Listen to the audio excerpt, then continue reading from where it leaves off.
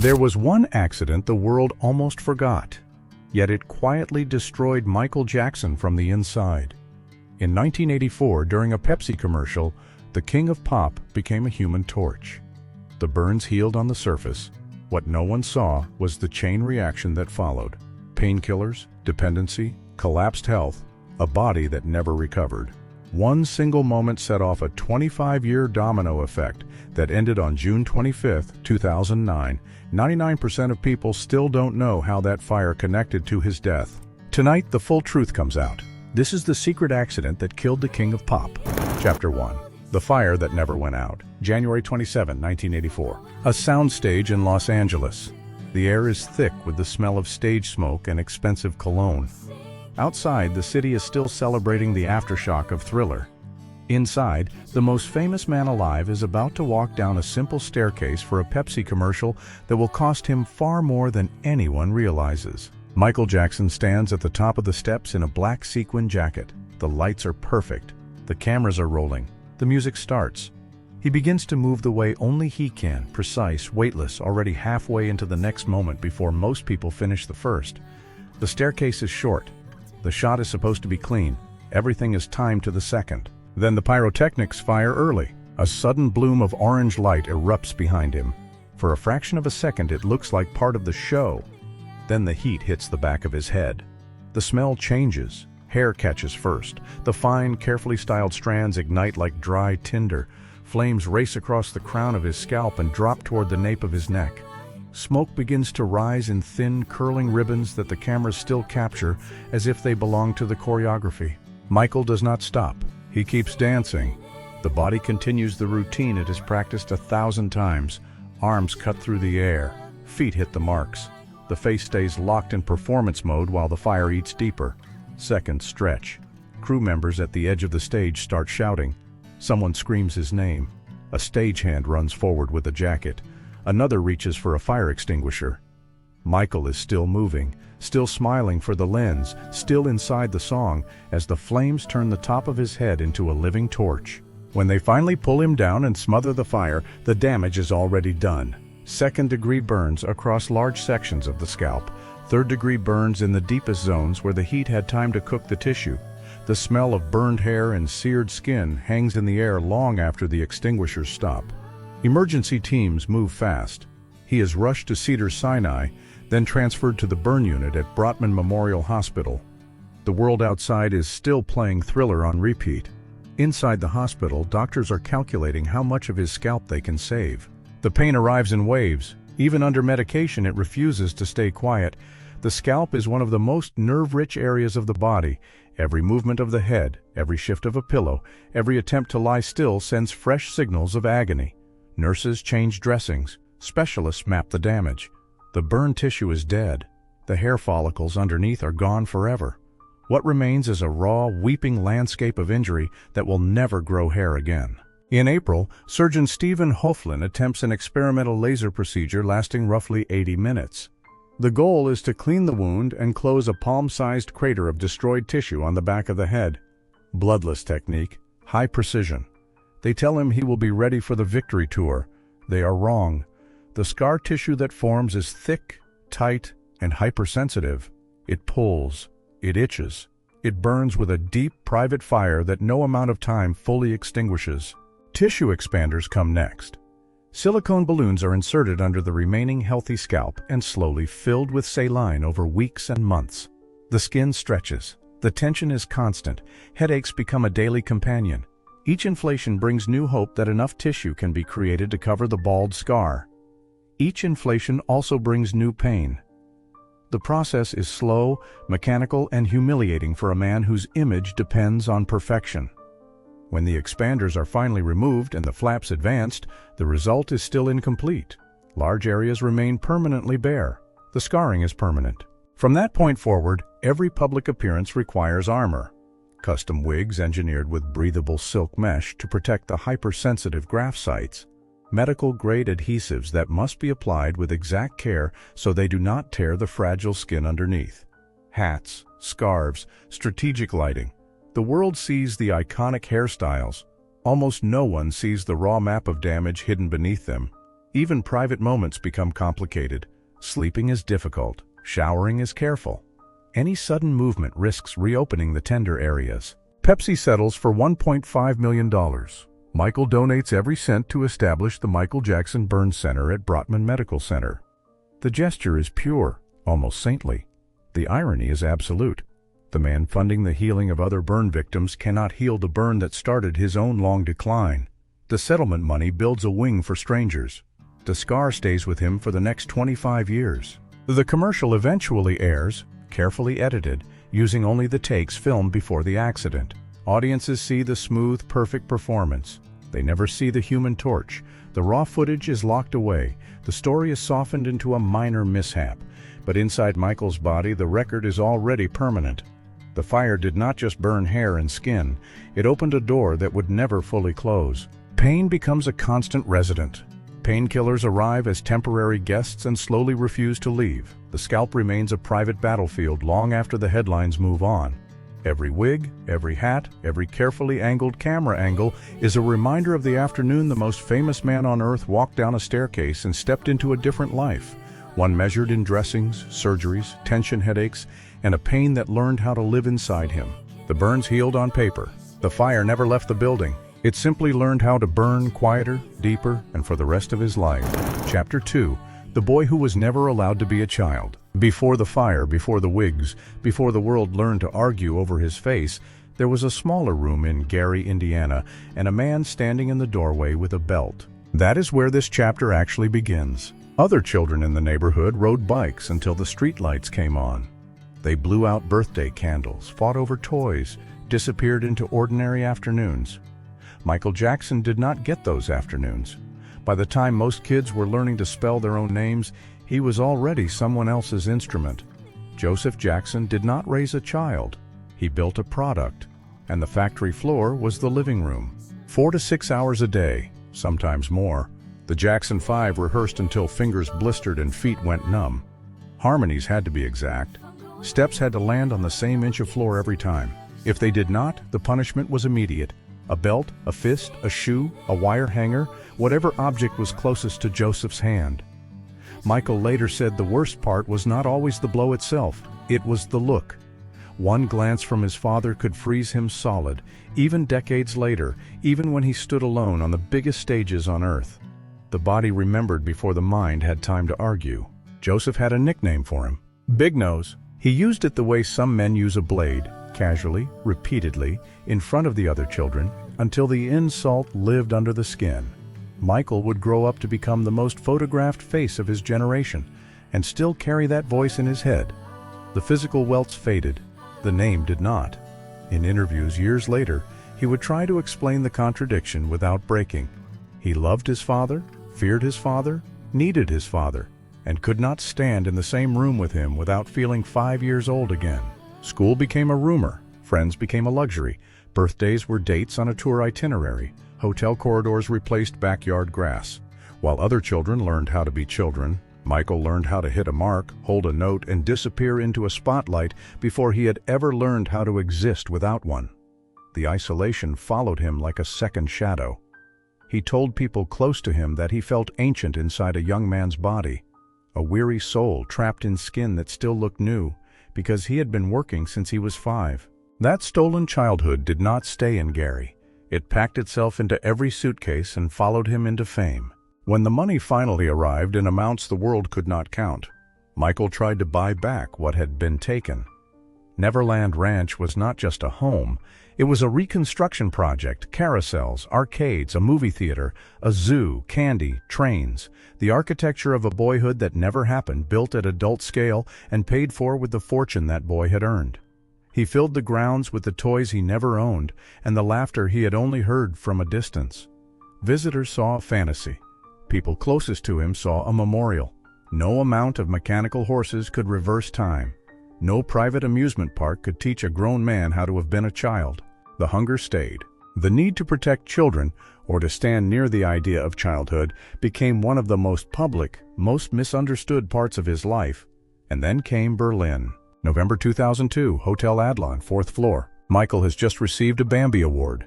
The night is loud with cameras and congratulations. Down below, fans have gathered in the street, calling his name the way they have called it for 30 years. Something in him rises to meet them. Adrenaline, loneliness, the old reflex of a performer who has spent his entire life answering a crowd. He steps onto the balcony with his 9-month-old son, Prince Michael II. The infant's face is covered with a cloth. In a single catastrophic second, Michael holds the child out over the railing, high above the pavement, as if sharing him with the people below. The image detonates. Flashbulbs explode. The crowd gasps. Within hours, the photograph is everywhere. Tabloids do not hesitate. Mad bad dad. Commentators dissect the moment as proof of instability, of arrogance, of a man who no longer understood the difference between a stage and a balcony. Child welfare authorities investigate. They find no grounds for criminal charges. That fact barely travels. The picture does. Michael later calls it a terrible mistake. He says he would never intentionally endanger his children. He looks stunned by the size of the reaction, as if he still cannot see the moment the way the rest of the world sees it. To millions it is reckless. To the story of his life, it is something else as well. The boy who never got a childhood, now a father, still reaching over a railing toward an audience, still confusing love with spectacle, still unable to tell where performance ends and ordinary human judgment begins. The Hotel Adlon becomes a permanent landmark in his legend, not for the award, but for the second he lost control of the narrative. He rarely speaks of it again. The shame settles in the same place the old nickname lives, quiet, persistent, impossible to decorate away. This is the through line the fire never invented. The 1984 accident burned his scalp. Gary had already burned something harder to photograph. A childhood spent in rehearsal rooms does not produce an adult who knows how to stand on a balcony without performing. A boy trained to fear a father's eyes does not grow into a man who trusts the world's eyes. Neverland was the dream. Berlin was the leak in the dream. Both belonged to the same missing years. By the time the headlines moved on, the pattern was already set. Work first, pain second. The audience always in the room, even when the room was supposed to be private. Michael would keep building sanctuaries and keep watching them fail. He would keep trying to give children the softness he never received and keep discovering that the world did not trust him with that softness. He would keep hearing Joseph's voice when the lights went down. The boy who was never allowed to be a child spent the rest of his life trying to buy one back. He built the park. He collected the toys. He stood on the balcony and thought for one unthinking second that love could be held out over a railing and still be safe. Some things money cannot return. Some mistakes are only the old wound wearing a new city. Chapter 3. The Body That Became a Battlefield. June 2009. The examination room is quiet in the way only rooms that deal with the dead can be quiet. Bright lights, stainless steel, the clinical smell of disinfectant trying and failing to cover everything else. When the coroner begins the inventory of Michael Jackson's body, the report that follows does not read like a celebrity autopsy. It reads like a war diary written in scars. Surgical marks run behind both ears and along both sides of the nose, the permanent signatures of repeated rhinoplasties that eventually collapsed the nasal passages. By the final years, he was gasping for air between songs. Oxygen tanks waited backstage like silent bodyguards. The nose that once defined a generation's most photographed face had become a structural liability. What began as a response to a broken nose in a dance rehearsal decades earlier ended as a progressive respiratory crisis that shadowed every performance. The arms tell another story. More than a dozen separate injection sites, some recent, some old and healed into pale dots. Painkillers, attempts to force sleep, the map of a man who had been negotiating with his own nervous system for years. The hips, thighs, and shoulders carry additional puncture marks. The skin itself is a patchwork. Light and dark areas across the chest, face, and arms. Vitiligo, an autoimmune condition that destroys pigment. The coroner documents it carefully. The public had spent years refusing to believe it. Michael had told the truth on national television in 1993. Sitting across from Oprah Winfrey, he said he had a skin disorder that destroyed the pigmentation of his skin, something he could not help. He insisted he was proud of his black heritage. The world largely rejected the explanation. Heavy makeup used to even out the advancing loss of color only fed the suspicion. He avoided sunlight to slow the progression. Dermatologists prescribed topical treatments. The disease kept advancing anyway. By the time the autopsy confirmed every word he had spoken, the damage to his reputation was irreversible. Vitiligo affects roughly 1% of the population. Michael Jackson became its most famous and least believed case. Lupus arrived as a second autoimmune enemy.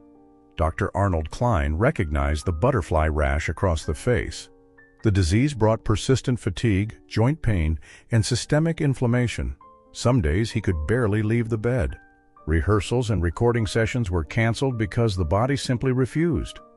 Lupus and vitiligo often travel together, pointing toward a deeper immune dysfunction. He managed both with medication, diet, and rest. They never truly abated. Flare-ups left him bedridden for days while the public image of the tireless performer continued to demand perfection. Then there was the insomnia. Not ordinary sleeplessness, a relentless, grinding absence of rest that he described as a form of torture. Sleep therapy, meditation, a rotating list of medications. Nothing delivered lasting relief. There were stretches when he went days without meaningful sleep. Harvard sleep expert Dr. Charles Czeisler would later testify that Michael may have gone nearly 2 months without real REM sleep, a condition that can kill a person on its own. The lack of rest sharpened the pain, clouded memory, and eroded the ability to function. His arms carried the puncture marks of the drugs he used simply to force the body into unconsciousness. He was willing to try almost anything for a few hours of quiet. The dependency did not begin with recreation. It began with legitimate medical need. January 1984, the Pepsi fire. Second and third degree burns across the scalp. The pain was immediate and exquisite. Doctors prescribed painkillers so he could endure the dressings, the surgeries, the tissue expanders. What started as relief slowly became necessity. The burned scalp never fully recovered. Cicatricial alopecia left permanent bald scar tissue. Every subsequent procedure brought fresh pain and fresh prescriptions. 15 years later, the body took another direct hit. Munich, June 27, 1999, a charity concert. During Earth Song, Michael stands on a bridge that is supposed to rise and fall with the staging. A wrong cable is used. The structure collapses. He drops approximately 50 feet into the orchestra pit. The impact damages his spine, sprains an ankle, triggers nerve shock, and leaves burns on his arms from the equipment. He climbs out. He finishes the song. The audience sees the professional who will not quit. Backstage, he collapses. Hospital, days of recovery, ongoing physical therapy. The spinal injury never heals properly. Chronic back pain becomes a permanent resident. From that point forward, epidural injections are routine. Physical therapy tables are installed in tour dressing rooms and home living quarters. Offstage, he sometimes needs a cane. On stage, the audience is never allowed to see the weakness. Makeup artist Karen Fay later observed that he had a low tolerance for everyday pain, yet under the lights he could push the body past any normal limit. Even during studio sessions for unreleased final tracks, he often recorded vocals lying flat on his back to relieve the spinal compression. Multiple doctors wrote overlapping prescriptions for powerful opioids. He sought help. He entered rehabilitation. He relapsed. The demands of touring, the pressure to deliver perfection, and the constant background agony in scalp and spine made functioning without medication feel impossible. His family watched the man who could still command stadiums become a prisoner of his own medicine cabinet. The dependency was not a moral failure. It was a survival mechanism that slowly consumed the host. By the final years, the cumulative damage was visible to anyone who looked closely and impossible for most of the public to accept. The frame that once moved with impossible precision was now fighting gravity, inflammation, scar tissue, and pharmacological dependence at the same time. The coroner's report simply made the private ledger public. Every surgical mark, every injection site, every patch of depigmented skin, every note about collapsed airways and chronic pain was already known to the body long before the official paperwork existed. The world saw the gloves, the moonwalk, the gravity-defying lean. Underneath was a man whose body had been turned into a battlefield, and who had been fighting on it, largely alone, for 25 years. It was not a moral failure. It was the only way he knew how to keep standing. Chapter 4. The debt that forced the final stage. The body was already a battlefield. By 2009, the numbers on the other side of the ledger became just as lethal. Nearly $500 million in debt. 400 to 500 million. depending on which accountant you asked and which lawsuit was still pending. Interest compounded like a second disease. Legal fees from years of defense had carved deep into the fortune. Lavish spending that once felt like freedom now looked like hemorrhage. Neverland Ranch, the private universe he had built as a monument to the childhood he never received, faced foreclosure. The bank was no longer impressed by the Ferris wheel or the animals. Paperwork had replaced wonder. The sanctuary was one missed payment away from becoming someone else's property. Michael had not toured in nearly a decade. His body was already failing in ways the public only half understood. Yet the only path left that could generate the kind of money required was the stage. Promoters at AEG Live offered a residency at London's O2 Arena. He wanted 10 shows, maybe 12. Something contained, something he believed his body might survive. The counteroffer was 50 sold-out nights, 50 chances to clear the debt. 50 nights that would either save the empire or finish the man who had built it. He signed. AEG executive Randy Phillips later described the moment the full schedule was announced. Michael broke down, tears, visible terror, the weight of 50 shows pressed against a frame that was already disappearing. Costume designer Michael Bush saw it up close during fittings in the final months. He could see Michael's heartbeat through the skin of his chest. The ribs moved with every shallow breath. Clothing that once fit the most precise dancer of his generation now hung loose, as if the body inside had begun to evacuate. He was surviving on one small meal a day, sometimes less. Stress, pain, and the side effects of medication had destroyed appetite. Muscle was wasting. What remained of his hair was gone or hidden under the same careful wigs that had covered the old burn scars since 1984. Walking short distances had become difficult. He used a golf cart to travel from the car to the rehearsal stage. The man who once moonwalked across entire arenas now conserved every step. Choreographer Travis Payne watched him struggle through routines that had once been effortless. Director Kenny Ortega saw flashes of the old brilliance and longer stretches of visible deterioration. Rehearsals sometimes stretched 12 hours. Perfectionism still ruled. Debt made rest feel like luxury he could not afford. On June 24, 2009, the Staples Center stage in Los Angeles hosted what would become his final performance. Not a concert, a rehearsal. Earth Song, They Don't Care About Us. Backup dancers moved around him. Witnesses later said he was smiling, joking, present. He told the crew he loved them before leaving for the night. The footage released years afterward tells a more complicated story. Fans who watched it frame by frame noticed the frailty the room had tried not to name, the thinness, the careful way he conserved energy, the sense that the body was running on willpower and very little else.